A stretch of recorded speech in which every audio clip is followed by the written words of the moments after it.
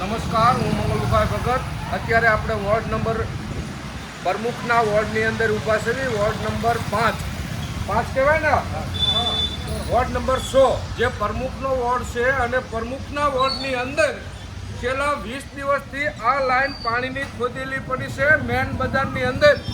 એટલે પ્રમુખશ્રીને હું એક સંદેશો દેવા આવ્યો છું કે જો તમારા વોર્ડમાં તમે કામ ન કરાવી શકતા હોય તો ખરેખર જો તમારામાં કાંઈ માણસાઈ હોય તો તમારે ખરેખર રાજીનામું દે અને ઘરે ઉજવાય, કારખાને ઉજવાય.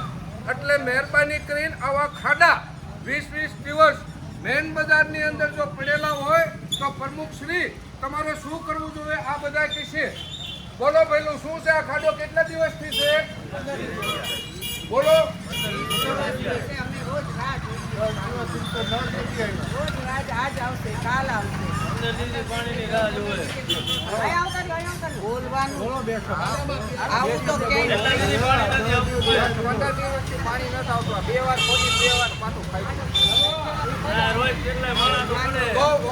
પ્રમુખશ્રીને હું એક સંદેશો દેવા એમના વોર્ડમાં આવ્યો છું કે તમે ગત ચૂંટણીની અંદર વોર્ડ નંબર 1ની અંદર ઘીરે જઈને વચન દીધા હતા તમે તમારું ઘર પહેલા સંભાળો, એવું હું તમને અત્યારે સંદેશો દેવા આવ્યો છું.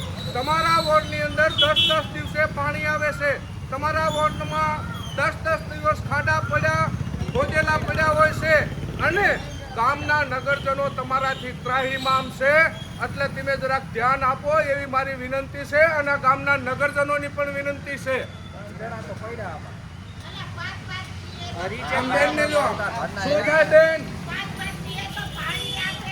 પાંચ દિવસે પાણી આપે છે. ભાજપને બહુ આપ્યા છે ને, આપણે